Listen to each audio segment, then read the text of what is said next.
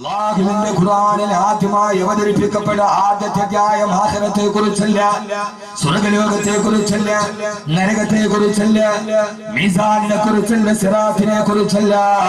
അല്ലാഹുവിന്റെ ഖുർആൻ ആദ്യമായി പറയുകയാണ് ഇഖ്റാ ബിസ്മി റബ്ബിക്കല്ലദീ ഖലഖ് ഖലഖൽ ഇൻസാന മിൻ അലഖ് اقرأ وربك الأكرم الذي علم بالقلم علم الإنسان ما لم يعلم.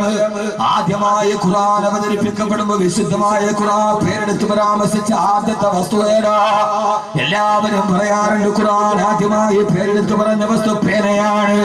അതൊരു മിഥ്യാധാരണയാണ്. ആദ്യമായി ഖുർആൻ പേരെടുത്ത് പറഞ്ഞ വസ്തു പേനയല്ല. അല്ലദീ ഖലഖൽ ഇൻസാന അലക്കിൽ നിന്ന് നിന്നെ സൃഷ്ടിച്ച അല്ലാഹുവിന്റെ നാമത്തിന് വായിക്കുക നബിയേ. ഏകനായ അല്ലാഹുവിനെ പരിചയപ്പെടുത്തുമ്പോൾ വഹദാനിയത്തിന്റെ ഉബൂദിയത്തിന്റെ റുബൂബിയത്തിന്റെ അടയാളമായ അല്ലാഹുവിനെ അബൂജഹലിന്റെ മുമ്പിൽ പരിചയപ്പെടുത്തുമ്പോ അല്ലാഹുവിന്റെ ഖുർആൻ പറഞ്ഞ് കണ്ണു തുറന്നിട്ട് മുകളിലോട്ട് നോക്കിയാൽ കാണുന്ന ആകാശത്തെ പടച്ച റബ്ബെന്നല്ല, ഭൂമിയെ പടച്ച റബ്ബെന്നല്ല, അബൂജഹലെ ഈ കാണുന്ന മഹാസമുദ്രത്തെ പടച്ച റബ്ബെന്നല്ല, അല്ലാഹുവിനെ പരിചയപ്പെടുത്താൻ ആദ്യമായി ഖുർആൻ പറഞ്ഞ വിശേഷണ പദം അല്ലദീ ഖലഖൽ ഇൻസാന മിൻ അലഖ്. യഥാർത്ഥത്തിൽ ഖുർആൻ ആദ്യം പേരെടുത്ത് പറഞ്ഞ വസ്തു പേനയല്ല. അത് ആളുകൾ വെറുതെ ഇങ്ങനെ സാക്ഷരത സാക്ഷരത എന്ന് പറഞ്ഞിട്ട് പറഞ്ഞു ഒരു ജാരിയായ സദഖ പോലെ ഒരു ജാരിയായ ഖത്തറാണ്. യഥാർത്ഥത്തിൽ ആദ്യം പറഞ്ഞ സാധനം ഖുർആൻ പേരെടുത്ത് പറഞ്ഞ സാധനം അലഖ്. അബൂജഹലിനോട് വേണമെങ്കിൽ പറയാം, അബൂജഹലെ കണ്ണു തുറന്ന് നോക്കിയാൽ കാണുന്ന ഈ ആകാശത്തെ സൃഷ്ടിച്ച അല്ലാഹ് എന്ന് പറയാം, ഭൂമിയെ സൃഷ്ടിച്ച അല്ലാഹ് എന്ന് പറയാം, ഈ പർവ്വതനിരകളെ സൃഷ്ടിച്ച അല്ലാഹ് എന്ന് പറയാം. ഇല്ല, ഇന്നേ വരെ ഒരു മനുഷ്യൻ കണ്ണുകൊണ്ട് കാണാത്ത ഒരു വസ്തുവിനെയാണ് അല്ലാഹു ആദ്യം ഖുർആനിൽ പറഞ്ഞത് അലഖ്. അലഖ് എന്ന് പറഞ്ഞാൽ അതിന്റെ അർത്ഥം നമുക്ക് എല്ലാവർക്കും അറിയാം. ഡോക്ടർമാരോട് പറഞ്ഞാൽ പറയും ദ സംതിങ് വിച്ച് ഈസ് ക്ലിംഗിങ്, കടിച്ചു പിടിച്ച് തൂങ്ങിക്കിടക്കുന്ന ഒരു സാധനം. അള്ളാഹുടെ ഖുർആന്റെ മോചിതത്ത് നിങ്ങളൊന്ന് ആലോചിച്ച് നോക്കി. അലക്ക് എന്ന് പറഞ്ഞാൽ 120 ദിവസം ഉമ്മാന്റെ ഗർഭാശയത്തിന്റെ ഉള്ളിൽ പ്രായമായ ഒരു ശിശുവിന്റെ അവസ്ഥയ്ക്കാണ് അലക്കെന്ന് പറയുന്നത്. മനസ്സിലായോ? നിങ്ങളെ ഞാൻ പടപടപടപടാന്ന് പറഞ്ഞിട്ട് പോകുക, അവസാനം ഇറങ്ങിയിട്ട് എന്താ കേട്ടോ ഒരു വിഷയം പറയുന്നത് മനസ്സിലാക്കിയിട്ട് പോകണം. എന്ന് പറഞ്ഞാൽ ഞാനും നിങ്ങളും ഉമ്മാടെ ഗർഭാശയത്തിൽ 4 മാസം പ്രായമുള്ളപ്പോൾ നമ്മുടെ അവസ്ഥ എന്താണോ അതിനാണ് അലക്കുന്നത്. ഉമ്മാടെ ഗർഭാശയ ഭിത്തിയിൽ കടിച്ചു പിടിച്ചു തൂങ്ങിക്കിടക്കുന്ന ഒരു സാധനം. എന്തിനാണ് അല്ലാഹു ആദ്യം തന്നെ മനുഷ്യനോട് പറഞ്ഞപ്പോൾ ഉമ്മാടെ ഗർഭാശയത്തിന്റെ ഭിത്തിയിൽ നീ കടിച്ചു പിടിച്ചു തൂങ്ങിയാണ് കിടന്നത് എന്ന് ഓർമ്മിപ്പിച്ചത് എന്തിനാണ്? ഇതാണ് എന്റെ വിഷയം, ജീവിതം പൊരുതാനുള്ളത്. ഉമ്മാടെ ഗർഭാശയത്തിൽ 4 മാസം പ്രായമുള്ളപ്പോ അല്ലാഹു ആദ്യം തന്നെ പറഞ്ഞത് നീ ഗർഭാശയ ഭിത്തിയിൽ കടിച്ചു പിടിച്ചു തൂങ്ങിക്കിടന്നവനാ. കാരണം മനുഷ്യ ശരീരത്തിന്റെ അവസ്ഥ ഏത് സാധനം അകത്തോട്ടിട്ടാലും അത് പെട്ടെന്ന് പുറത്തോട്ട് തള്ളും. ഭക്ഷണം കഴിച്ചാൽ ഒരു സാധനവും അകത്തു കിടക്കാൻ മനുഷ്യന്റെ ശരീരം സമ്മതിക്കില്ല. ഭക്ഷണം കഴിച്ചാൽ കാഷ്ടമായിട്ട് വെളിയിൽ തള്ളും, വെള്ളം കുടിച്ചാൽ മൂത്രമായിട്ട് വെളിയിൽ പോകും. പിതാവിന്റെ മുതുകിൽ നിന്ന് ഒരു ഇന്ദ്രിയത്തുള്ളിയായി അവിടെ നിന്ന് ഉമ്മാടെ ഗർഭാശയത്തിലേക്ക് 10 സെന്റിമീറ്റർ നീളവും 8 സെന്റിമീറ്റർ വീതിക്ക് 140 ഗ്രാം തൂക്കവുമുള്ള ഉമ്മാടെ അണ്ടാശയത്തിലേക്ക് കടന്നു വന്ന് അവിടെ നിന്ന് ഗർഭാശയത്തിൽ വന്ന് നീ ഒരു ഭ്രൂണമായിട്ട് വയറ്റി കിടക്കുമ്പോ ഉമ്മാടെ ശരീരത്തിന്റെ ചിന്ത എന്താണെന്നറിയോ? ഇതിനെ എങ്ങനെയും വെളിയിൽ തള്ളിക്കളയാൻ. ഇങ്ങനെ തള്ളൽ വരിക. അതാണ് ശരീരത്തിന്റെ പ്രത്യേകത. ഉമ്മയുടെ ശരീരം പെണ്ണെ നിന്നെ കുറിച്ചാണ് ഖുർആൻ പറഞ്ഞത്. അല്ലാഹുവിന്റെ ഖുർആൻ ആദ്യം വന്ന പെണ്ണിന്റെ ഗർഭാശയത്തിന്റെ വസ്തുവിനെ കുറിച്ചാണ്. പിന്നെ ഈ ഖുർആൻ ഏത് പെണ്ണിനെ സ്വാതന്ത്ര്യം കൊടുക്കാത്തത്? ആദ്യം പറഞ്ഞ വസ്തു ഗർഭാശയത്തിന് കിടക്കുന്ന വസ്തുവിനെ കുറിച്ച്. എന്റെ പ്രിയപ്പെട്ട ചെറുപ്പക്കാരെ, സഹോദരങ്ങളെ, മനുഷ്യന്റെ ഉമ്മാടെ ശരീരത്തിന്റെ പ്രത്യേകത നീ ഗർഭാശയത്തിന്റെ ഉള്ളിൽ കിടക്കുമ്പോ ആ കുട്ടിയെ വെളിയിലോട്ട് തള്ളുക എന്നതാണ് ശരീരത്തിന്റെ പകുതും. ആ സമയത്ത് ഉമ്മാടെ ഗർഭാശയത്തിൽ ഇങ്ങനെ ഒരു അടക്കായി കിടക്കുമ്പോ അല്ലാഹു പഠിപ്പിക്കുകയാണ്, മനുഷ്യ നിന്റെ ഉമ്മയുടെ ഗർഭാശയം നിന്നെ തള്ളാൻ വേണ്ടി പുറത്തോട്ട് തള്ളുമ്പോ ആ സമയത്ത് ആ തള്ളലിൽ വെളിയിലേക്ക് പോകാതെ ഉമ്മാടെ ഗർഭാശയത്തിലേക്ക് അടിച്ചു പിടിച്ചു തൂങ്ങിക്കിടക്കണേ. ഇവിടെ നിന്ന് അങ്ങോട്ട് തള്ളുമ്പോ ആ സമയത്ത് പോകാൻ മെനക്കെടാതെ ഗർഭാശയത്തിൽ കടിച്ചു പിടിച്ചു തൂങ്ങിക്കിടക്കുക. എന്റെ പ്രിയപ്പെട്ട സഹോദരങ്ങള്, ജീവിതം പുരുതാനുള്ളതാണ്. ഗർഭാശയത്തിന് 4 മാസം പ്രായമുള്ളപ്പോ അള്ളാഹു നമ്മളെ പഠിപ്പിച്ചതാണ് ജീവിതം പുരുതാനുള്ളതാണ്, തോക്കാനുള്ളതല്ല. ജീവിതം പരാജയപ്പെടാനുള്ളതല്ല, നിരാശ ബാധിക്കാനുള്ളതല്ല, ഏതെങ്കിലും ഒരു കയറിൽ പോയി അവസാനിക്കാനുള്ള ജീവിതം. പൊന്നുമാരെ, 9 മാസങ്ങളിൽ നീ ദുനിയാവിന്റെ വെളിച്ചത്തിലേക്ക് ഇറങ്ങുമ്പോ ഇതേപോലെ 1000 ആളുകൾ നിന്നെ തള്ളിപ്പുറത്താക്കാൻ ശ്രമിക്കുമ്പോ 1000 പ്രയാസങ്ങൾ പരീക്ഷണങ്ങൾ നിന്റെ ജീവിതത്തിലേക്ക് വരുമ്പോ ഉമ്മാടെ ഗർഭാശയത്തിൽ വെച്ച് നിന്നെ പഠിപ്പിക്കുകയാണ് ഞാൻ. ജീവിതം പുരുതാനുള്ളതാണ്. അങ്ങോട്ട് വെള്ളുമ്പോ ഇങ്ങോട്ട് മനസ്സിലാണ് ഗർഭാശയത്തിൽ കടിച്ചു പിടിച്ചു തൂങ്ങിക്കിടന്നിടുമ്പോൾ ഇനി ജീവിതം തുടങ്ങാൻ പോവുകയാ. മാരകമായ രോഗങ്ങൾ, പ്രയാസങ്ങൾ, കടങ്ങൾ, ബാധ്യതകൾ, ആദികൾ, വ്യാധികൾ, ആകുലതകൾ, വ്യാകുലതകൾ, 1000 പ്രയാസങ്ങളിലേക്ക് ജീവിതം കടന്നു പോകുമ്പോ തളരരുത്, ഭയപ്പെടരുത്, നിരാശയിലോട്ട് കടന്നു പോകരുത്. നിങ്ങൾ ഏത് സമയത്തും പുരുതി ജീവിക്കേണ്ടവരാ. മരിക്കുന്നവരെ ജീവിതം ഒരു പോരാട്ടമാണ്. ജീവിതം തളരാനുള്ളതല്ല, ജീവിതം പോരാട്ടത്തിന്റെ വീതിയാണെന്ന് ഉമ്മാന്റെ ഗർഭാശയത്തിൽ 4 മാസം പ്രായമുള്ളപ്പോ പഠിച്ചതാണ്. പിന്നെ എന്റെ സഹോദരങ്ങള്, ഇന്ന് ലോകത്തെ ഏറ്റവും കൂടുതൽ ആത്മഹത്യ നടക്കുന്നത് ഇന്ത്യയിലാണ്. ആ ഇന്ത്യയിൽ തന്നെ കേരളത്തിലാണ്. പ്രയാസങ്ങൾ വരുമ്പോ, ബുദ്ധിമുട്ടുകൾ വരുമ്പോ തളർന്നു പോവുകയാണ് മനുഷ്യൻ. തളരരുത്, കരയരുത്, പതരരുത്. അവസാനം വരെ നിന്നെ പഠിപ്പിച്ചു വന്ന പാഠം നീ മറക്കരുത്. അല്ലാഹുവിന്റെ വിശുദ്ധ ഖുർആൻ. അതുകൊണ്ടാണ് ഞാൻ എന്റെ വിഷയത്തിന് ശീർഷകത്തിന് പേരിട്ടത് ജീവിതം പുരുതാനുള്ളതാണ്. അലക്കുന്ന സാധനത്തിനെ പ്രഥമമായി പ്രതിപാദിച്ചതിലൂടെ ഖുർആൻ നമ്മളോട് പറഞ്ഞതാണ് ഏറ്റവും വലിയ ജീവിതത്തിൽ മറക്കാത്ത പെങ്ങളെ, സഹോദരങ്ങളെ, ഏത് പ്രയാസം വന്നാലും തളരരുത്. കവിൾ തടത്തിലൂടെ കണ്ണുനീര് തടം തള്ളിയാ തുടങ്ങിയാലും ആര് നിന്നെ കൈവിട്ടാലും നിനക്കൊരു റബ്ബില്ലയോ. സത്താറോ ഗഫാറോ വഗീഗേ രണ്ടോ ഏറ്റവും നിന്നോട് സ്നേഹമുള്ള നിന്റെ റബ്ബുണ്ടല്ലോ, ഞാനുണ്ടല്ലോ. ഉമ്മാടെ ഗർഭാശയം നിന്നെ വെളിയിലോട്ട് തള്ളിയപ്പോ ആ സമയത്ത് പുറത്തേക്ക് പോകാതെ 9 മാസവും 10 ദിവസവും നിനക്ക് അവിടെ താമസ സ്ഥലം ഒരുക്കി തന്ന ഞാനല്ലേ കൂടെയുള്ളത്. അതുകൊണ്ട് നീ തളരരുത്.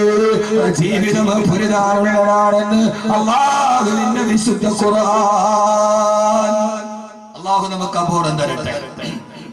ജീവിതം പുരുതാനുള്ളതാണ്. അല്ലാഹു നമുക്ക് ആ ബോധം തരട്ടെ. ആമീൻ പറ മനുഷ്യന്മാരെ.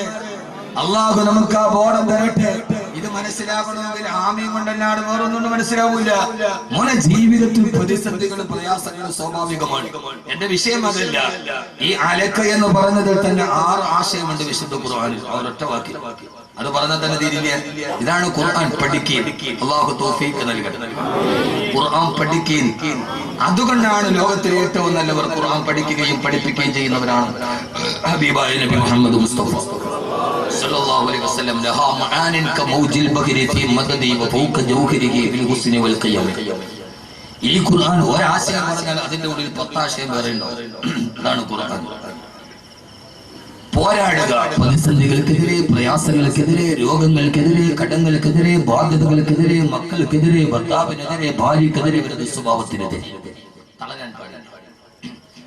പക്ഷെ എന്റെ വിഷയം അവിടെ അള്ളാഹു നമുക്ക് എല്ലാ കഷ്ടപ്പാടുകളും മാറ്റി തരട്ടെ. ഇനി ഇവിടെ ഇപ്പൊ ഇത്തിരി കഷ്ടപ്പാടുണ്ടായാലും കുഴപ്പമില്ല എന്നാണ്. ആഖിറത്തിൽ അള്ളാഹു അത് ഇല്ലാതാക്കി തരട്ടെ. ഏറ്റവും വലിയ കഷ്ടപ്പാട് നരകത്തിലാണ്. ഈ ഇവിടത്തെ വീട്ടിലത്തെ പ്രശ്നം ഉണ്ടെങ്കിലും കുഴപ്പമില്ല. അബ്ദുറഹ്മാൻ ബിൻ ഔഫ് റളിയല്ലാഹു അൻഹു വീട്ടിൽ പോയപ്പോ സഹാബത്ത് ചോദിച്ചു ഇരിക്കാൻ ഒരു കസേര പോലും ഇല്ല.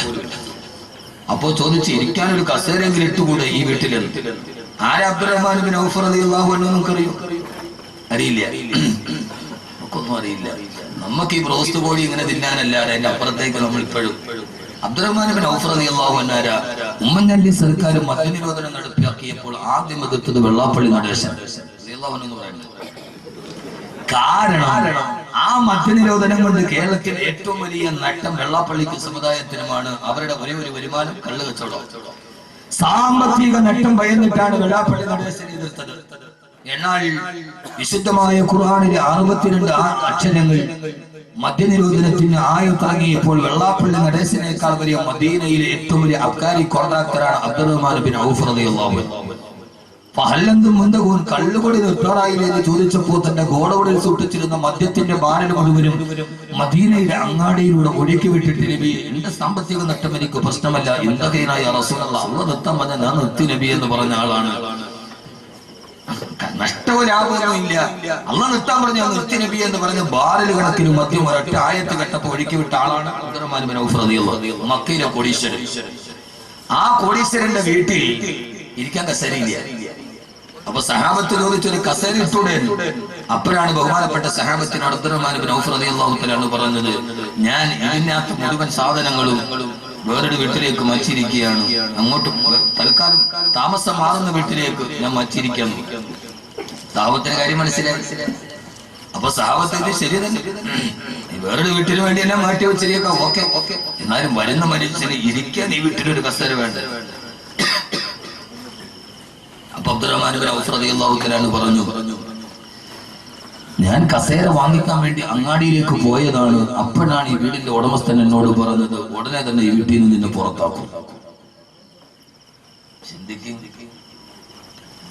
സാബത്ത് ചോദിച്ചു, ആരാ വീട്ടുടമസ്ഥൻ? അങ്ങനെ പറഞ്ഞിട്ട്, അല്ല, ഇവിടെ ഇരിക്കാനൊരു കസേര വാങ്ങിക്കാൻ അങ്ങാടിയിലേക്ക് പോയപ്പോഴാണ് എതിരെ മയ്യത്ത് വഹിച്ചുകൊണ്ട് പോക്ക് പോണത് കണ്ടത്. അപ്പൊ എനിക്ക് മനസ്സിലായി അടുത്തത് ഞാനാണ്, എന്നെ ഈ വീട്ടിൽ നടക്കുന്നത്. അതുകൊണ്ടാണ് ഞാൻ വാങ്ങിക്കാത്തത് എന്ന് പറഞ്ഞു അബ്ദുറഹ്മാൻ ബിൻ ഔഫ് റളിയല്ലാഹു തആല. കാരണം ഏറ്റവും നല്ല വീട്. അപ്പോ പറഞ്ഞു, ഞാൻ ഈ സാധനമൊക്കെ വേറൊരു വീട്ടിലേക്ക് മാറ്റിയിരിക്കും. അതേത് വീട്? ഇന്നൽ ആഖിറത ഹിയ ദാറുൽ ഖറാർ, സ്വർഗത്തിലെ വീട്ടിലേക്ക് ഞാൻ മാറ്റിയിരിക്കും. ഇവിടെ ഒരു ദുഃഖമുണ്ടായാലും ഏറ്റവും വലിയ ദുഃഖം നരകത്തിനാണത്. ഞാൻ ചിലപ്പോൾ പുറകെ പറയാം, അള്ളാഹു ആ ദുഃഖം മാറ്റി തരട്ടെ. ആമീൻ പറ. മനസ്സിലായി? നമുക്ക് എന്ത് നരകം, നമുക്ക് എന്ത് സ്വർഗം? നമുക്ക് നരകമൊന്നും നമുക്കില്ലല്ലോ. പുതിയാപ്ല കാണാൻ പെണ്ണ് കാണാൻ വന്നു, പുതിയ പെണ്ണിനോട് സംസാരിച്ചു കുറെ നേരം. പുതിയ പെണ്ണ് ഓടിച്ചെന്നിട്ട് ഉമ്മാനോട് പറഞ്ഞു, ഉമ്മ ഈ കല്യാണത്തിൽ ഞാൻ സമ്മതിക്കില്ല, ഇവൻ എന്നെ കെട്ടണ്ടാവും. ഉമ്മ ചോദിച്ചു, എന്തേ മോളെ? അവൻ എന്നോട് പറയാ നരകമൊന്നും ഇല്ലാന്ന് ചുമ്മാ. അപ്പൊ ഉമ്മ പറഞ്ഞു, അത്ര മോളെ, എന്നാ നീ ഇവനെ തന്നെ കെട്ടാവും. അതെന്തുമ്മ? അവൻ നരകമില്ലാന്നല്ലേ പറഞ്ഞത്? നിന്നെ കെട്ടി 10 ദിവസം കഴിയുമ്പോൾ ആരെ പറയും നരകമുണ്ടോ? അപ്പൊ യഥാർത്ഥത്തിൽ നരകമില്ല, ഉണ്ടോ ഇല്ല കാര്യത്തിൽ നമ്മുടെ സന്ദേഹവാദികളാണ്. ഉണ്ടെങ്കിലും ഉണ്ട്, ഇല്ലെങ്കിലും ഇല്ല. ജവഹർലാൽ നെഹ്റു അതായിരുന്നില്ല. ജവഹർലാൽ നെഹ്റു നിരീശ്വരവാദി ആയിരുന്നില്ല, സന്ദേഹവാദിയായി. ഉണ്ടെങ്കിലും ഉണ്ട്, ഇല്ലെങ്കിൽ ഇല്ല. ഏറ്റവും പ്രധാനപ്പെട്ട കഷ്ടപ്പാട് പരലോകത്തെ. അള്ളാഹു പറഞ്ഞു, അല്ല, എല്ലാ കഷ്ടപ്പാടുകൾക്കും തിന്മകളുടെ വിഭാടകരായി നന്മയുടെ വക്താക്കളായി നിങ്ങൾ ഈ ജീവിതത്തിൽ പോരാടണമെന്ന് വിശുദ്ധ ഖുർആൻ. നമ്മുടെ വിഷയത്തിന്റെ മർമ്മപ്രധാനമായ ഭാഗത്തേക്ക് വരാൻ ഞാൻ നീട്ടി പദ്ധതി പറയുന്നില്ല. ഖൈറുൽ കലാമി മാ കല്ലാവതല്ല, അരോചകമാകും വിധം സുദീർഘമാവാത്ത അർത്ഥദ്യോതകവും ആശയ സമ്പുഷ്ടവും അർത്ഥ വൈപുല്യമുള്ള പ്രഭാഷണമാണ് അത്യുത്തമം എന്നാണ് അർത്ഥവാക്യം. യഥാർത്ഥത്തിൽ അപ്പൊ നമ്മുടെ ജീവിതം പോരാടാനുള്ളതാണ്, അല്ലേ? ആണല്ലോ. ഖുർആൻ ആദ്യം തന്നെ നമ്മളോട് പറഞ്ഞു, ആരോടാ പോരാടേണ്ടത്? പോരാട്ടം തീർച്ചയായും ശത്രുവിനോട് ആണല്ലോ. മിത്രത്തിനോട് ആരെങ്കിലും പോരാടുമോ? സ്വാഭാവികമായി ഒരാളുടെ പോരാട്ടവും ഒരാളുടെ സമരവും ആരോടാ? ശത്രുവിനോട്. ആരാ നമ്മുടെ ശത്രു? പറയും, നമ്മുടെ ശത്രു ആരാ? ഇബ്ലീസ്. നമ്മളെല്ലാവരും കുറെ നാളായിട്ട് കണ്ടുവച്ചിരിക്കുന്ന റെഡിമെയ്ഡ് മറുപടിയാണിത്. നമ്മുടെ ഏറ്റവും വലിയ ശത്രു ആരാ? ഇബ്ലീസ്. നമ്മളത് പ്രതിഷ്ഠിച്ചിരിക്കുക ഇബ്ലീസിനെ. വ്യഭിചരിച്ച് വന്നവനോട് ചോദിച്ചാൽ എന്നാലും ചെയ്തിട്ട് അതാണ് ഞാൻ ചെയ്യണമെന്ന് തീരുമാനിച്ചു. ആ സമയത്ത് ഇബ്ലീസ് ചതിച്ചതാരാ? കള്ളു കുടിച്ചവനോട് എന്തേ കള്ളു കുടിച്ചത്? ഞാൻ കുടിക്കാൻ പോയതല്ല. പക്ഷേ ആ സമയത്ത് ആ ലേനത്താക്കപ്പെട്ടവൻ എന്നെ ചതിച്ചു. ഇവൻ കുടിച്ചതിൽ ഇവന് പങ്കുണ്ടോ? ഉണ്ടോ? നമ്മൾ പ്രതിഷ്ഠാസ്ഥാനത്ത് വെച്ച ഒരു സ്വാഭാവിക ശത്രുവാണ് ഇബ്ലീസ്. ആന്റി ക്ലോക്ക് വൈസ് ഘടികാരത്തിന്റെ സൂര്യൻ പുറകോട്ട് കറക്കുകയാണ് ഞാൻ എന്റെ പ്രഭാഷണത്തിൽ. യഥാർത്ഥത്തിൽ ഏറ്റവും പ്രധാനപ്പെട്ട ശത്രു ഇബ്ലീസ് ആണോ? അല്ല. പിന്നെ ആരാ? ആദ്യത്തെ ശത്രു നമ്മളാണ്. ശത്രുവിനെ കാണണമെങ്കിൽ വീട്ടിൽ പോയിട്ട് കണ്ണാടി നോക്കി. ആദ്യത്തെ ശത്രുവാരാ? ഏറ്റവും വലിയ പോരാട്ടമാരോടാ? ഏറ്റവും വലിയ പോരാട്ടമാരോടാണ് പറയണമെങ്കിൽ അല്ലാഹുവിന്റെ പ്രവാചകൻ നബി മുഹമ്മദ് മുസ്തഫ ആദരവായ പ്രവാചകൻ നബി മുഹമ്മദ് മുസ്തഫ സല്ലല്ലാഹു അലൈഹി വസല്ലമയെ സഹാബത്ത് യുദ്ധം കഴിഞ്ഞ് കൈകാലുകൾ മുഴുവനും മുറിവേറ്റ് രക്തം മുഴുവനും കടം തള്ളിയാത്തൊടുകി പച്ചമാംസത്തിൽ മുറിവേറ്റ ശരീരവുമായി സഹാബത്തുകളുടെ വീട്ടിലേക്ക് തിരിച്ചു പോവുകയാ. മാസങ്ങളായി പരിശുദ്ധമായ ദീനിന്റെ നിലനിൽപ്പിന് വേണ്ടി ജിഹാദിന്റെ പടനിലങ്ങളിൽ യുദ്ധം ചെയ്ത് കൈകാലുകളെ വെട്ടിമുറിക്കപ്പെട്ട വേദന സഹിക്കാൻ വേണ്ടിയാണ് മരുപ്പറമ്പിലൂടെ യാത്ര ചെയ്യവേ. നടന്നു പോയ സഹാബത്ത് മുറിവ് കാലത്താൽ ക്ഷീണിച്ചുകൊണ്ട് മരുപ്പറമ്പിൽ വിശ്രമിക്കാനൊരുങ്ങുമ്പോ ആ സമയത്താണ് ലോകത്തിന്റെ നായകന്റെ മറുപടി വന്നിട്ട് സഹാബ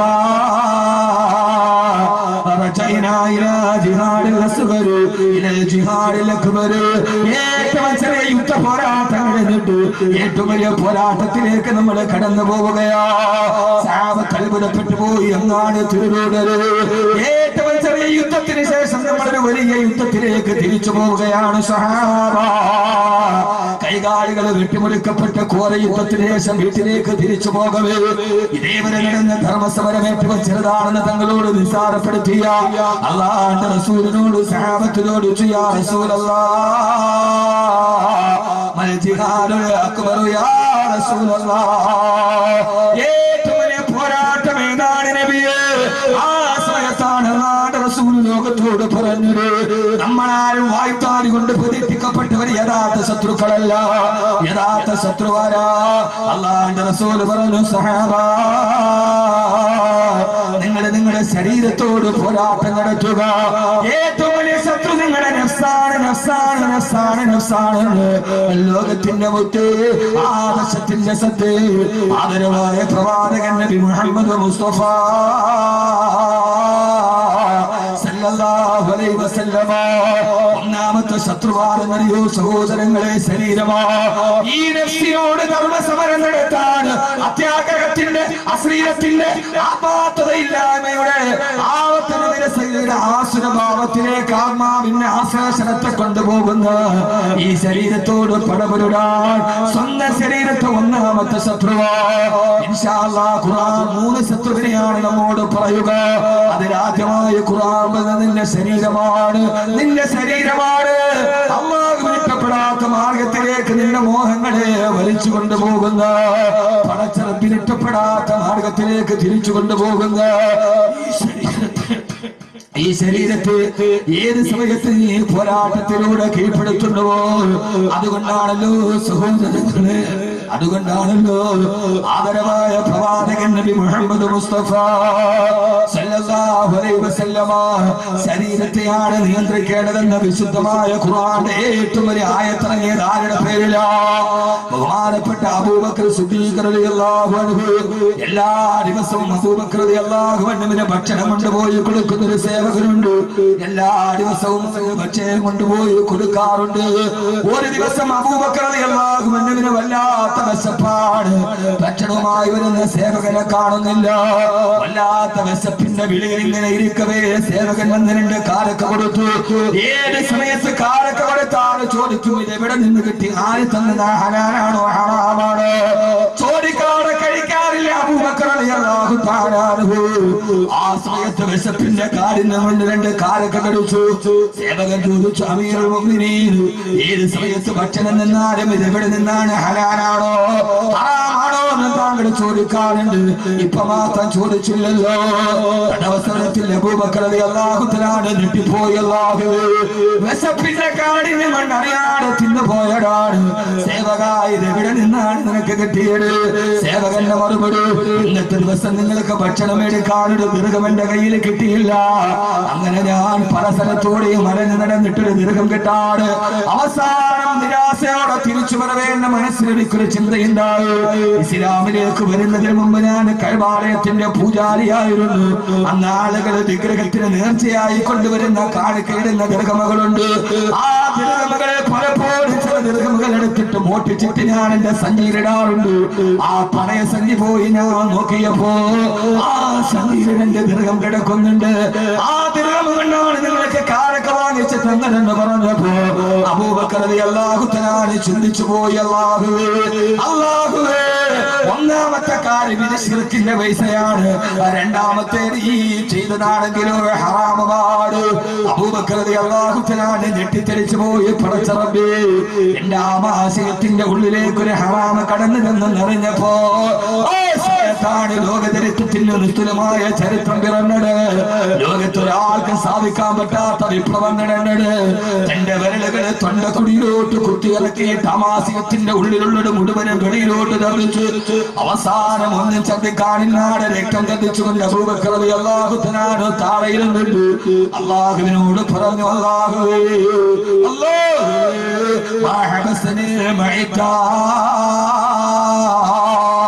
എന്റെ നഫ്സെന്നോട് ആവശ്യപ്പെട്ടപ്പോ വിശപ്പ് കൊണ്ട് എന്റെ കാലൊക്കെ നിന്നുപോയി. അത് നിശ്ചിതമാണെന്നറിഞ്ഞപ്പോ കഴിയുന്നിടത്തോളം അബൂബക്കർ വെളിയിലേക്ക് ഛർദ്ദിച്ചിട്ടുണ്ട്. അല്ലാഹുവേ,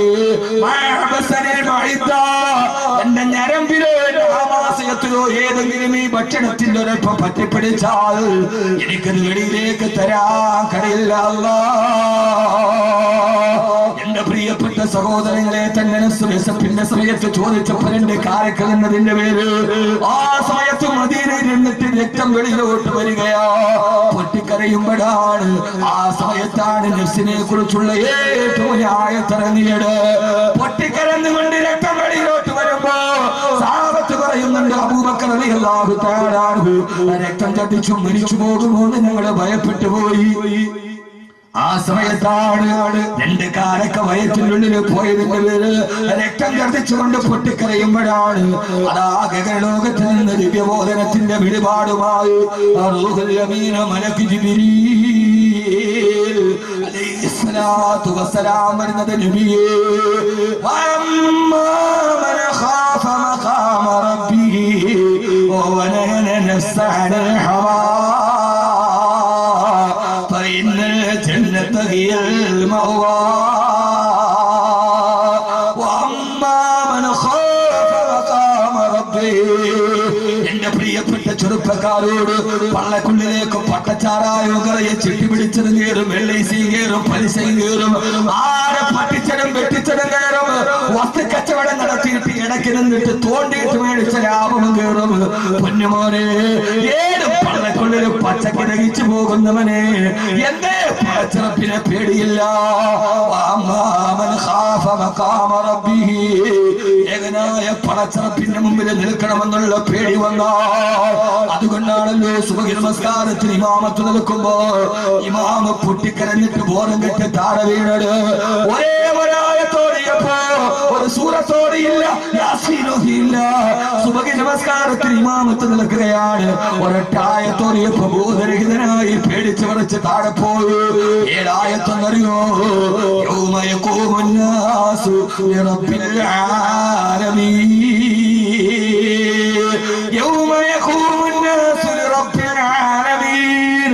പരലോകത്ത് പടച്ചറപ്പിന്റെ മുമ്പിൽ നിൽക്കുന്ന ദിവസം. രണ്ടാമതൊരായത്തോടിയില്ല, പരലോകം പറഞ്ഞില്ല, ഹിസാബ് പറഞ്ഞില്ല, സിറാത്ത് പറഞ്ഞില്ല, നരകം പറഞ്ഞില്ല. പടച്ചറപ്പിന്റെ മുമ്പിൽ കൈ കെട്ടിയിട്ട് നിൽക്കുന്ന ദിവസം. ബോധം കെട്ട് താഴെ വീണു ഇമാം.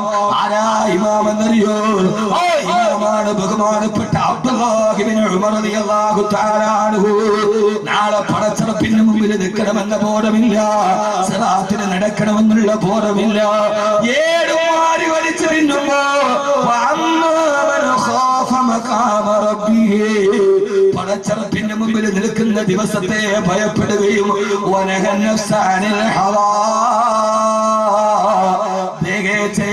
സ്വന്തം ശരീരത്തെ അതിന്റെ ഇച്ഛയിൽ നിന്ന് തടഞ്ഞു നിർത്തുകയും ചെയ്താൽ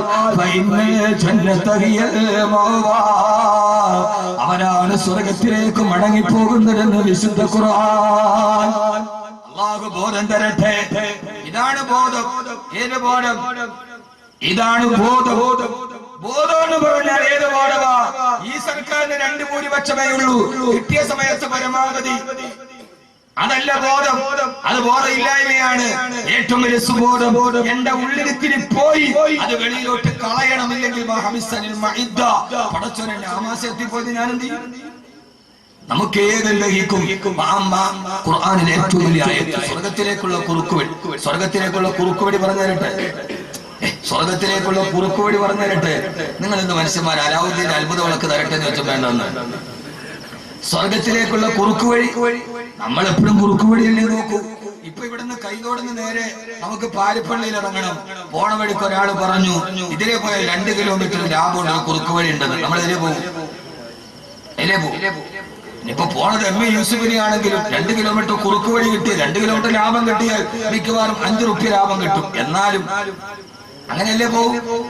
അല്ലേ ഞാൻ നേരെ വഴി കൂടെ പോകുള്ളൂ. അത് ജീവിതത്തിൽ തന്നെ ഉണ്ടായിട്ടില്ല. പിന്നല്ലേ ഇപ്പൊ റോട്ടിൽ കൂടെ ഉണ്ടാകും. അങ്ങനെ ആരും പോകില്ലല്ലോ. ആരാണെങ്കിലും കുറുക്ക് വഴി സ്വർഗത്തിലേക്ക് ഒരൊറ്റ കുറുക്ക് വഴി പറഞ്ഞു തരട്ടെ.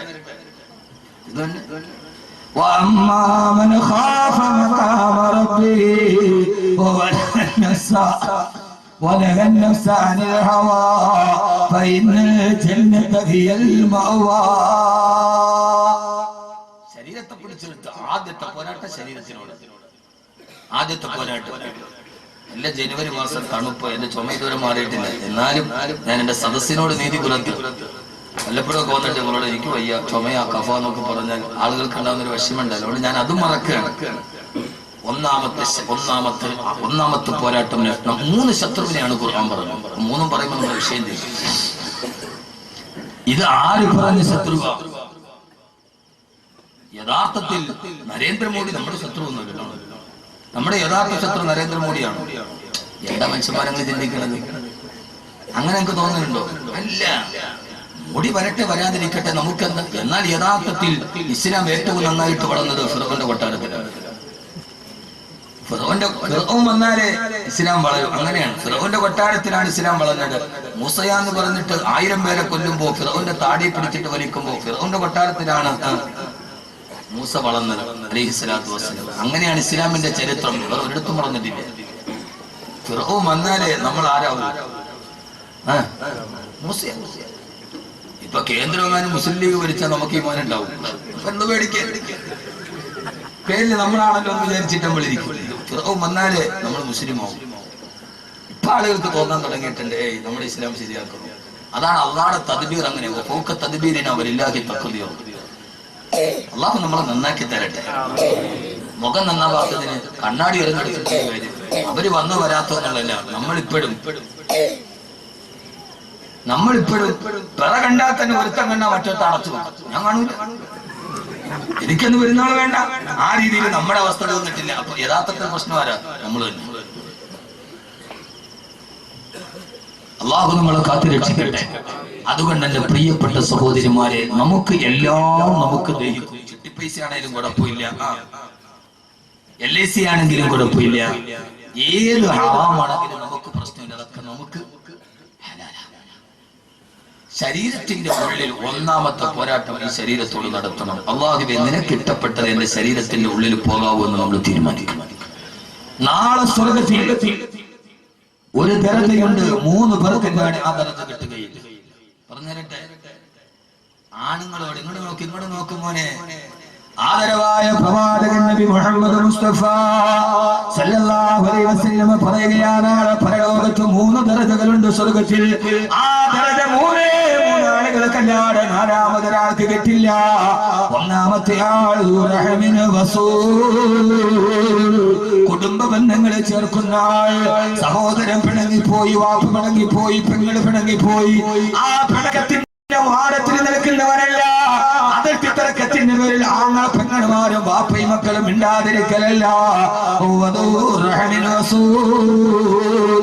കുടുംബ ബന്ധങ്ങളെ ചേർക്കുന്നവര് അവനാണ് സ്വർഗത്തിലെ ഏറ്റവും വലിയ ദറജ. മറ്റൊരാൾക്ക് കിട്ടില്ല. അല്ലാഹു ബന്ധങ്ങളെ ചേർക്കാൻ തൗഫീഖ് നൽകട്ടെ. നമ്മൾ ബന്ധങ്ങളെ ചേർക്കാൻ 1 2 നമുക്ക് ബന്ധം വലുതാണ്. ബന്ധം ചേർക്കാത്തവർ സ്വർഗത്തിലെത്തൂല. തഴമ്പുണ്ടായിട്ട് കാര്യമില്ല. തഴമ്പ് തക്കവയുടെ അടയാളമല്ലല്ലോ. തഴമ്പ് ഇപ്പൊ ആർക്കില്ലാത്തത്? നമ്മുടെ നാട്ടിൽ ബാംഗ്ലൂരിൽ നിന്ന് ഒരുമാതിരി പാവുണ്ടോ എന്ന് പള്ളിയിൽ ഇട്ടിട്ടുണ്ട്. ഒരു 27 അവന് പോയ പിറ്റേ ദിവസം തഴമ്പ് ഉറപ്പാണ്. അത് അതിന്റെ അടയാളമല്ല. ഹൃദയബന്ധം ചേർക്കുക, കുടുംബ ബന്ധം ചേർക്കുക. രണ്ടാമത്തെ അല്ലാഹുവിന്റെ പ്രവാചകൻ നബി മുഹമ്മദ് മുസ്തഫ സല്ലല്ലാഹു അലൈഹി വസല്ലം പറയുകയാ, കേൾക്കാനൊക്കെ ഓരോരുത്തരോടും രാവിലെ മുതൽ വൈകുന്നേരം വരെ അങ്ങാടി അങ്ങാടിക്കടയിൽ പോയി പാറക്കോറിൽ പോയിട്ട് കരിങ്കല്ല് ചുമന്നിട്ട് വൈകുന്നേരം ഭാര്യ മക്കൾക്ക് ചോറ് കൊടുക്കുന്നവരെ, അങ്ങനെ പനവൂര് പോയിട്ട് മത്തിച്ചാള എടുത്തുകൊണ്ടുവന്ന് തലയിൽ ചുമന്നിട്ട് വൈകുന്നേരം വരെ അധ്വാനിക്കുന്നവരെ, അല്ലാഹുവിന്റെ റസൂൽ പറയാനാണ് പരലോകത്ത് ചെല്ലുമ്പോ ഒരു പ്രതിഫലം നിനക്കുള്ളത് മറ്റൊരാൾക്ക് കിട്ടില്ല. അതാരെന്നറിയോ?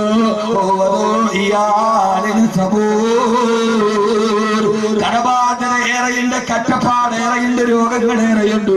പക്ഷെ ഇന്നേവര് സ്വന്തം ഭാര്യ മക്കൾക്ക് ഹറാമ് കൊടുക്കാത്ത പ്രിയപ്പെട്ട ഗൃഹനാഥൻ, അവന് പ്രശ്നങ്ങൾ ഏറെയുണ്ട്, കടബാധ്യത ഏറെയുണ്ട്.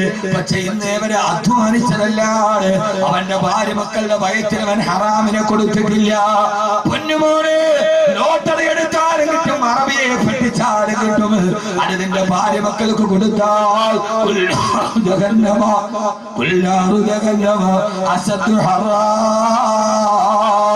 കത്തിക്കാളുന്ന നരകത്തെ നീ എന്തുകൊണ്ട് ഭയക്കുന്നില്ലെന്ന് വിശുദ്ധ ഖുർആൻ. അതുകൊണ്ട് ശരീരത്തിന്റെ മോഹത്തിന്റെ പുറകെ പോകരുത്. രണ്ടാമത്തെ ആൾ തന്റെ ഭാര്യക്കും മക്കൾക്കും ഒരു ഹറാമും അള്ളാഹു നമ്മളവിടെ എത്തിക്കട്ടെ. മോനെ, വലിയ ഇബാദത്തൊക്കെ കുറവാണെങ്കിലും ജീവിതത്തിൽ ചില മൂല്യങ്ങളുണ്ട്. ആ മൂല്യങ്ങൾ പിടിച്ചാൽ സ്വർഗത്തിലെത്താൻ വലിയ ബുദ്ധിമുട്ടൊന്നുമില്ല. നമ്മുടെ ശരീരത്തിന്റെ പകുതി ഉടനെ സ്വർഗത്തിലെത്തിക്കാൻ ഒരു വഴിയാൻ പറഞ്ഞത് അതരട്ടെ, ഈ സാധനത്തെ സൂക്ഷിച്ചാൽ മതി. ഇത് നോക്കുന്നുണ്ടെങ്കിൽ ഇത് സൂക്ഷിച്ചാൽ നമ്മുടെ ഉടലിന്റെ പകുതി സ്വർഗത്തിൽ പോകും. ബാക്കി ഉടലിന്റെ പകുതി പിന്നെ നിസ്കാരം നോക്കുകൊണ്ട് കൊണ്ടുപോകും. ഇനി പകുതി ഉടൽ കയറിയാൽ തന്നെ അതോടെ വെളിയിലാക്കുന്നത് ഈ സാധനമാണ്. ഇതിനെ അങ്ങോട്ട് സൂക്ഷിച്ചാൽ അതാ നബിതങ്ങൾ പറഞ്ഞത്, രണ്ട് കാര്യം എനിക്ക് ജാമ്യം തന്നാൽ നിങ്ങൾക്ക് ഞാൻ സ്വർഗത്തിന് ജാമ്യം നൽകും.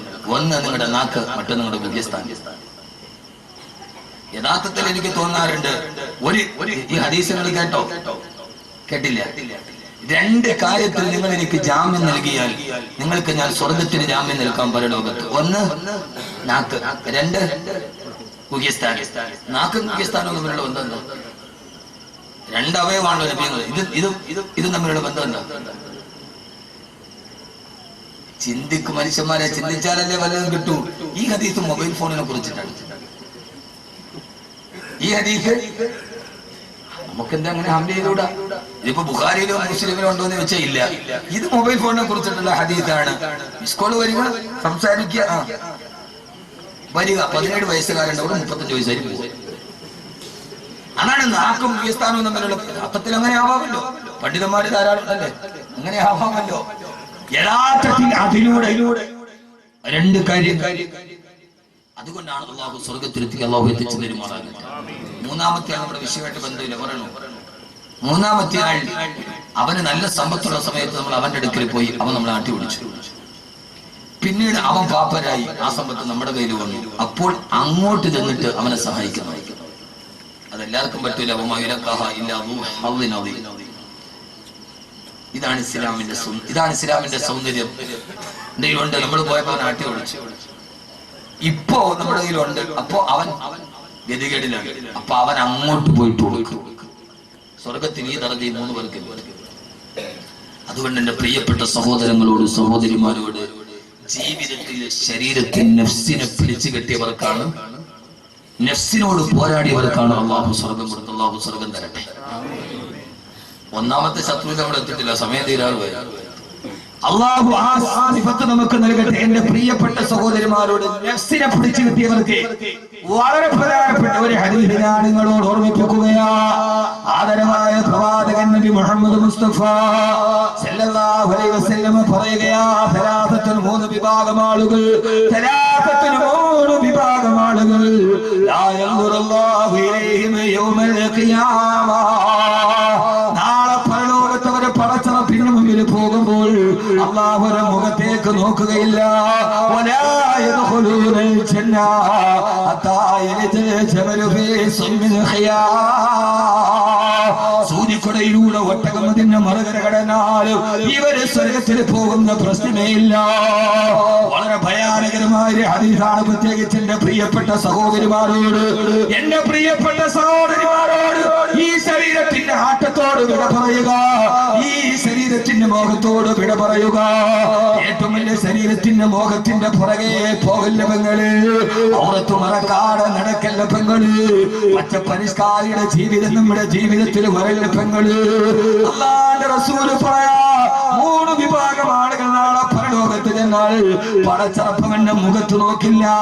സൂചിക്കുടയിലൂടെ ഒട്ടകം അപ്പുറത്ത് പോയാലും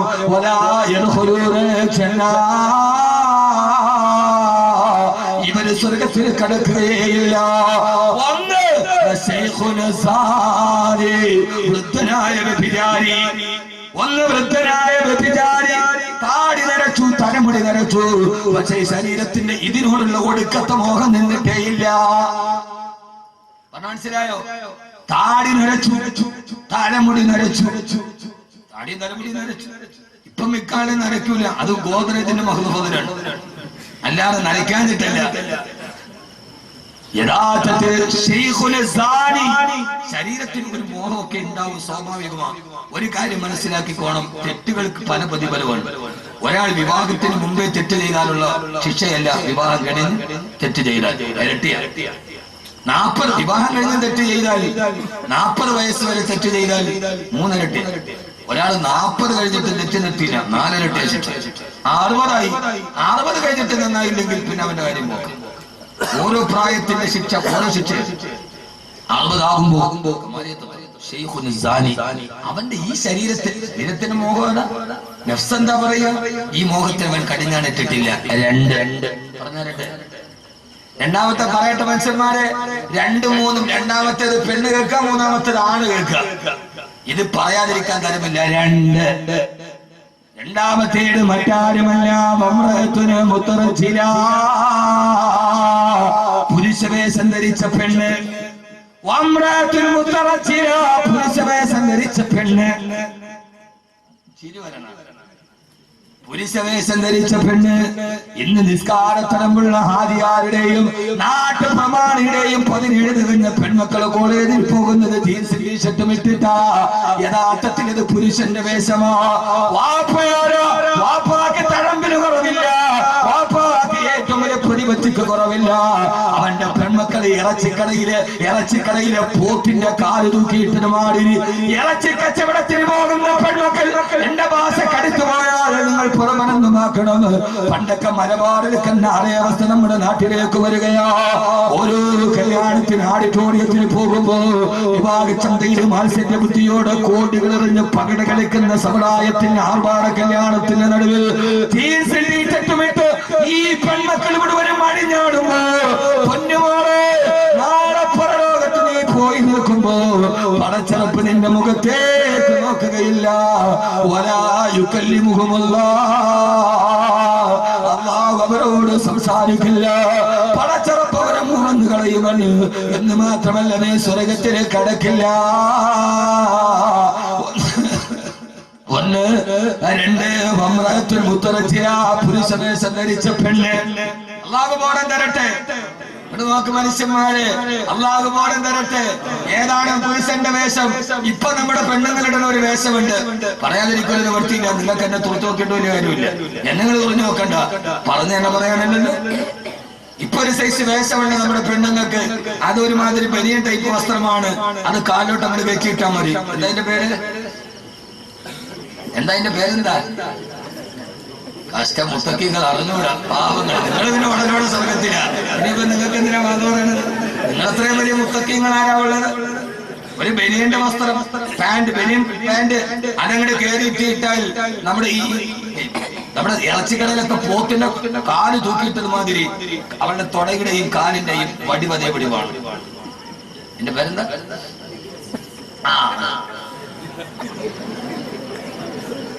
അതിന്റെ പേര് ലെഗിൻസ് അല്ല. ഈ അടുത്ത കാലത്ത് കേരളക്കരയിലേക്ക് പെൺകുട്ടികളുടെ ഏറ്റവും വലിയ വേഷത്തിന്റെ ആവാസന, അതിന്റെ പേര് ലെഗിൻസ് അല്ല. പൊന്നുപോലെയാ ലെഗിൻസ് തനി ഹറാമാ. ആ ലെഗിൻസ് തനി ഹറാമാ. കാരണം ഈ ലെഗിൻസ് ആരുടെ വേഷമെന്ന് നിനക്കറിയോ? വാരി വലിച്ചിട്ടിട്ട് പുരുഷന്റെ മുമ്പിലൂടെ മാംസ കച്ചവടത്തിന് നടന്നത് പോലെ പോകാറുണ്ട് പെങ്ങള്. വേഷമാരുടെ വേഷമെന്നറിയോ? യൂറോപ്യൻ നഗരങ്ങളിലെ വേഷപ്പെണ്ണുങ്ങൾ അവര് വേഷങ്ങളാണെന്ന് തിരിച്ചറിയാൻ വേണ്ടി ധരിച്ച വസ്ത്രമാണ് ലെഗിൻസ്. അതെങ്ങനെയാണ് മാപ്പിള പെണ്ണിന്റെ വസ്ത്രമായി മാറിയത്? 7 കാലഘട്ടത്തിൽ ഇതിന്റെ ദുര്യോഗമാണ്. തങ്ങളെ നാളെ പരലോകത്ത് അള്ളാഹു നിന്റെ മുഖത്ത് നോക്കില്ല. ഇനി തുണിക്കച്ചവടക്കാരൻ എനിക്കെതിരെ പോസ്റ്റ് ഇട്ടാൽ എനിക്ക് പ്രശ്നമൊന്നുമില്ല. കാര്യത്തിൽ ലെഗിൻസ് യൂറോപ്പിലെ വേശ്യയുടെ വേഷമാണ്. അതങ്ങനെ മാപ്പിളപ്പെണ്ണിന് വന്നു തലകുനിക്കണ്ട. ഇപ്പൊ തലകുനിക്കണേണ്ട. പെണ്ണുങ്ങളൊക്കെ പലരും തലകുനിച്ചങ്ങട്. ഇതിപ്പോ പർദ്ദന്റെ ഉള്ളിലാണെങ്കിൽ വലിയ പ്രശ്നമില്ല. പക്ഷെ ഇതിട്ടിട്ട് ഒരു ടീഷർട്ട് ഇട്ടിട്ട് നടക്കുന്നത് കണ്ടിട്ടില്ല. ഏതാണ്ട് മിക്ക മുസ്ലിം പെണ്ണുങ്ങളുടെയും അവസ്ഥ ഇന്നിപ്പോ ഇതാണ്. ജീൻസ് ടീഷർട്ട് ഇടുക. കല്യാണത്തിൽ ഒരു ചെറുപ്പക്കാരൻ എന്നോട് പറഞ്ഞു, ഉസ്താദേ ഞാൻ കല്യാണം പെണ്ണുമായിട്ട് ഉറപ്പിച്ചതാണ്, മാറ്റി കല്യാണം. എന്റെ കല്യാണത്തിന്റെ തീയതി ഉറപ്പിച്ചപ്പോൾ അവള് പറഞ്ഞു എനിക്ക് ജീൻസ് ടീഷർട്ട് ഇടണമെന്ന്. ഞാൻ വേണ്ടെന്ന്. ഇതാണ് അവസ്ഥ ഇന്ന്. എല്ലാ മക്കളും ഉണ്ട് ഇതിനകത്ത്. താനി ഹറാമാണ്. ലെഗിൻസ് ഇടുക, ഒരു ടീഷർട്ട് ഇടുക, എന്നിട്ട് റോഡിൽ ഇങ്ങനെ നടക്കുക. പോണ ഈ പൂളെ പപ്പയും പറിച്ച കോഴി പണമാരി ആ രീതിയിൽ പോകുന്ന ആവാസത്തിന്റെ വസ്ത്രം. നിങ്ങൾ കൂടുതൽ ചിരിക്കുന്ന മനുഷ്യന്മാരെ. മൂന്നാമത്തെ ആരെന്നറിയോ? അള്ളാഹു നാളെ പരലോകത്ത് നോക്കാത്ത മൂന്നാമത്തെ ആളാണ് പുരുഷന്മാര്. പൊട്ടിച്ചിരിക്കണ്ട. തന്റെ ഭാര്യ ഇങ്ങനെയൊക്കെയാണ് നടക്കുന്നതെന്ന് അറിഞ്ഞിട്ടും, അള്ളാഹ് ഇഷ്ടപ്പെടാത്ത രീതിയിലാണ് തന്റെ ഭാര്യ പെൺമക്കളെ നടക്കുന്നതെന്ന് അറിഞ്ഞിട്ടും അത് നിസ്സാരമായി കാണുന്ന ഭർത്താവ്. മൂന്നാമത്തെ ചിരിക്കാൻ വരട്ടെ. മൂന്നാമത്തെ തന്റെ ഭാര്യയും തന്റെ പെൺമക്കളും ഇങ്ങനെയാണ് നടക്കുന്നതെന്നറിയാം. എന്നിട്ട് കാലം ഇതല്ലേ ഉസ്താദേ എന്ന് പറഞ്ഞ് അതിനെ ലാഘവത്വത്തോടെ കാണുന്ന ഭർത്താവ്. ഈ കോഞ്ഞാങ്കടിയാനോട് പറഞ്ഞു നിന്റെ ഭാര്യ മക്കൾ ഇങ്ങനെ നടക്കണേന്ന്. അവൻ പറഞ്ഞു കാലം ഇതൊക്കെയല്ലേ. ഇതിനെ നിസ്സാരമായി കാണുന്ന ഭർത്താവ് നാളെ പണച്ചറപ്പിന്റെ മുഖത്ത് നോക്കി. അതുകൊണ്ട് ആവാസത്തിന്റെ വസ്ത്രത്തിൽ നിന്ന് വിളിച്ചു. ശരീരത്തിന്റെ ഈ മോഹം, ശരീരത്തിന്റെ മോഹം വെളിയിൽ കാണിക്കാനാണ്. അള്ളാഹു നമ്മളെ കാത്തുരക്ഷിക്കുമാറാകട്ടെ. ഞാൻ പറയണ മനസ്സിലാവുന്നുണ്ടോ നിങ്ങൾക്ക്? ഞാൻ പറയണ മനസ്സിലാവുന്നുണ്ട്. ലെഗിൻസ് ഇട്ടുകൊണ്ട് പെണ്ണ് പോകുമ്പോഴേ മനസ്സിലാക്കിക്കോണം ഇത് യൂറോപ്പിലെ വേശ്യയിട്ട വസ്ത്രമാണ്. യൂറോപ്പിലെ വേശ്യയുടെ വസ്ത്രം കേരളത്തിന്റെ ഫാഷനായി മാറി. അങ്ങനെയാണല്ലോ നമ്മുടെ ചെറുപ്പക്കാർക്ക് ഇപ്പോൾ ഒരു വസ്ത്രവിധാനമുണ്ടല്ലോ. ഒരു ലോവസ്റ്റ് പാന്റ് താഴേക്ക് കൊണ്ട് പൂന്ന് കിടക്കും. അതിന്റെ മുകളിൽ ഏതാണ്ട് നമ്മുടെ പാരിപ്പള്ളി നാഷണൽ ഹൈവേയുടെ വീതിക്ക് അവന്റെ അടിവസ്ത്രത്തിന്റെ ഒരു ബാനർ ഉണ്ടാവും. നാണമില്ല കുട്ടികളെ, നാണമില്ല നിങ്ങൾക്ക്. ഏത് കല്യാണത്തിനും പോയി നോക്ക്. ഞാനിവിടെ അടുത്ത കല്യാണത്തിന് നിങ്ങൾ ചിരിച്ചത് ഞാൻ ഉത്തരവാദിയല്ല. യഥാർത്ഥത്തിൽ ഈ അടുത്ത സമയത്ത് കല്യാണത്തിൽ നിക്കാഹിന് ഞാൻ സീക പറഞ്ഞു കൊടുത്തോണ്ടിരിക്കുമ്പോ ആ സമയത്ത് അളിയനെ സ്വീകരിക്കാൻ പെണ്ണിന്റെ ആങ്ങളെ വന്നു. ഞാൻ പേടിച്ചു പോയി. മിക്കവാറും അവൻ അപ്പ് ഊരി പോകുന്നിരിക്കുന്നു. ഇന്ന് കുട്ടികൾ ബൈക്കിന്റെ പുറകിൽ ഈ കുട്ടികളിരുന്ന് പോയാൽ അതിന്റെ പുറകിൽ ഭാര്യാസമേതം കാറിന് യാത്ര ചെയ്യാൻ കഴിയില്ല. കാരണം ബൈക്കിന്റെ പുറകിൽ നിൽക്കുന്ന ചെറുപ്പക്കാരുടെ വസ്ത്രം, അവന്റെ അടിവസ്ത്രം മേപ്പോട്ടാവുക, അവന്റെ പാന്റ് താഴെയൊക്കെ ടൈറ്റായി കിടക്കുന്ന ഒരു പാന്റ് ഇട്ടത് അങ്ങനെ കയറ്റിയിടുന്ന അറിഞ്ഞുകൂടാ. പ്ലംബർമാരും അതിന് PVC പൈപ്പ് ചൂടാക്കിയിട്ട് കയറുമാനില്ല. ആ സാധനം കയറ്റിയിടുക. എന്നിട്ട് ഇത് ആരുണ്ടാക്കിയ വസ്ത്രമാണ്? ചെറുപ്പക്കാരെ കുട്ടികളെ ഇല്ല, ഞാനിപ്പോ 10 പേരെ ഇതിൽ നിന്ന് ഇതാരുണ്ടാക്കിയ വസ്ത്രമാണ്? ലണ്ടനിലെ ജയിലുകളിൽ സ്വർഗരതിക്കാരായ ചെറുപ്പക്കാർ സ്വർഗരതിക്കാരാണ് എന്ന അടയാളത്തിൽ ധരിച്ച വസ്ത്രമാണ് ഈ വസ്ത്രം. ഈ വേശ്യകളുടെയും സ്വർഗാനുരാഗികളുടെയും വസ്ത്രം നിന്റെ ഫാഷനായി മാറി.